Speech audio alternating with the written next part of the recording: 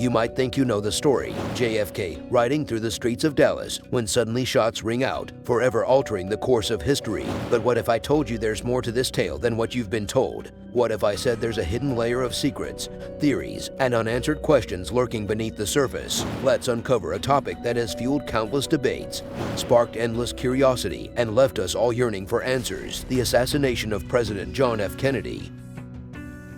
The history books only provide a glimpse into this labyrinth of intrigue. They conveniently skip over the whispers, the alternative perspectives, and the controversies that have taken root over the years. We're going beyond the textbooks, peeling back the layers of secrecy, and diving headfirst into the lesser-known aspects of JFK's assassination. What we all know: a lone gunman, hidden in the shadows, skillfully aiming and forever altering the course of American history. It's a story we've all heard. But what if I told you there's more to this narrative? What if I told you that the so-called official version might not be the whole truth? Many conspiracy theories have emerged over the years, challenging the established accounts and shedding light on the hidden corners of this enigma. Are you ready? Let's kickstart this investigation and uncover what the history books didn't dare to tell you about the assassination of JFK. Official narrative of the lone gunman, Lee Harvey Oswald. According to the findings of the Warren Commission, which was tasked with investigating the tragic event, Lee Harvey Oswald acted alone as the sole gunman responsible for the shooting. As the presidential motorcade rolled through Dealey Plaza, shots rang out from the 6th floor of the Texas School Book Depository. The commission concluded that Oswald, perched in that very building, fired 3 shots, with the second and third shots fatally striking President Kennedy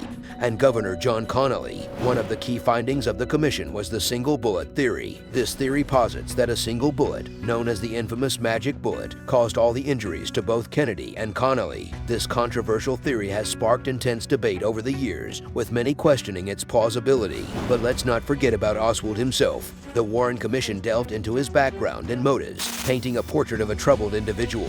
Oswald, a former Marine, had defected to the Soviet Union and then returned to the United States. The commission concluded that he was motivated by a desire for fame and attention, as well as his ideological leanings. Lee Harvey Oswald was the lone gunman who pulled the trigger and forever altered the course of history. This version of events has been etched into the pages of history books, solidifying its place as the widely accepted account of JFK's assassination. Now, hold on tight, we'll venture into uncharted territories, exploring the aspects that history books tend to overlook: alternate conspiracies.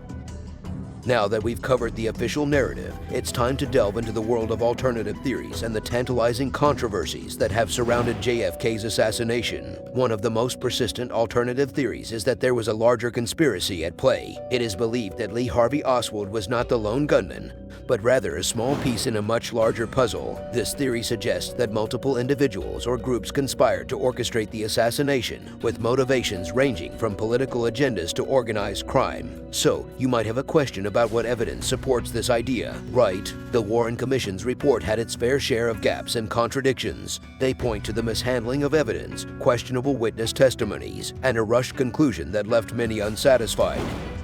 The grassy knoll theory. One of the key pieces of evidence that raises eyebrows is the so-called grassy knoll theory. Some witnesses claim to have heard gunshots coming from a grassy area to the right of the motorcade, rather than from the Texas School Book Depository where Oswald was allegedly positioned. These accounts challenge the notion of a lone gunman and suggest the presence of another shooter. Another element that fuels the conspiracy fire is the mysterious deaths of witnesses and people connected to the case. From suspicious suicides to unexplained accidents, some argue that these deaths were not mere coincidences, but rather attempts to silence those who may have known too much. Not all experts and researchers agree on their validity. Counterarguments suggest that the inconsistencies can be attributed to the chaotic nature of the event and the challenges of conducting a thorough investigation in the aftermath. Prepare yourself to have your mind blown, because now we are going to get right into the unexplored territories of JFK's assassination. Involvement of CIA and FBI. One of the most significant mysteries is the lack of full transparency in the investigations. Many documents related to the case remain classified,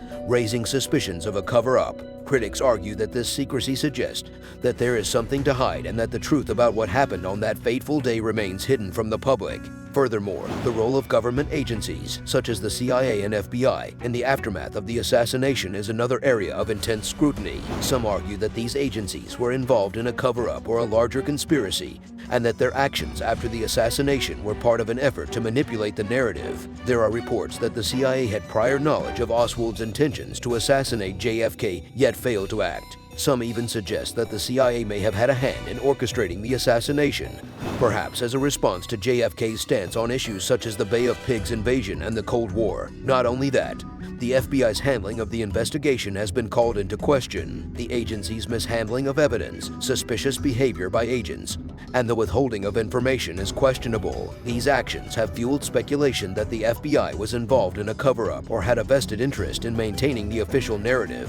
Well, the fight for transparency and uncovering the truth continues. The release of previously classified documents and ongoing research into the assassination keep the conversation alive and remind us that we still have much to learn about this pivotal moment in history. The assassination of JFK remains a haunting and mysterious event filled with unanswered questions and controversy. The mafia element, apart from the unethical handling of this high-profile case by the CIA and the FBI, theories involving organized crime, anti-Castro groups, the military-industrial complex, and even factions within the U.S. government have come up in these years. One theory that has gained considerable traction suggests the involvement of organized crime in JFK's assassination. It is believed that the Kennedy administration's crackdown on organized crime, led by Attorney General Robert Kennedy, angered powerful mob figures who saw their interests threatened. The mafia's potential motive was to eliminate a president who posed a significant obstacle to their operations, the anti-Castro element.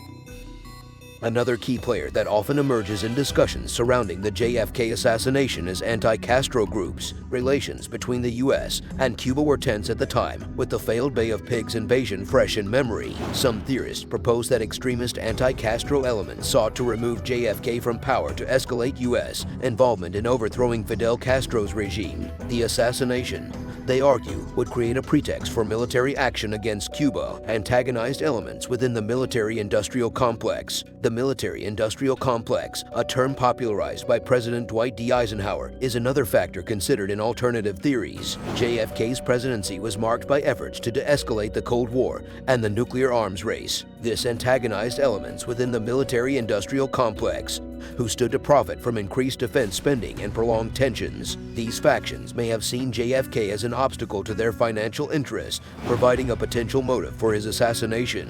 Dissatisfaction with JFK's policies and leadership style could have motivated individuals within intelligence agencies or other government bodies to conspire against him.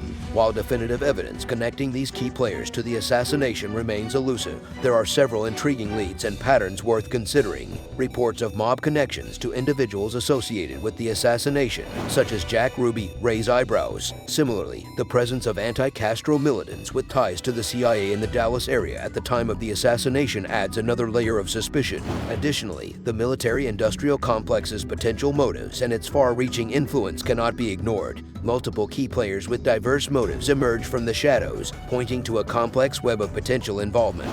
The aftermath of JFK assassination. The assassination of JFK left an indelible mark on American society and politics. It shattered the nation's sense of innocence and invincibility as the leader of the free world was struck down by an assassin's bullet. The collective trauma and grief that followed transformed the American psyche and influenced subsequent political developments. The JFK assassination played a pivotal role in shaping the conspiracy culture that persists to this day. JFK's assassination has left an enduring legacy on American society and politics. It shattered public trust in government institutions, sparking skepticism and fueling alternative theories. As we navigate the murky waters of conspiracy and intrigue, it becomes evident that the assassination of JFK was not a simple open and shut case. Thank you for joining us, and we look forward to embarking on future journeys together as we unveil more stories that challenge the narratives we've been taught.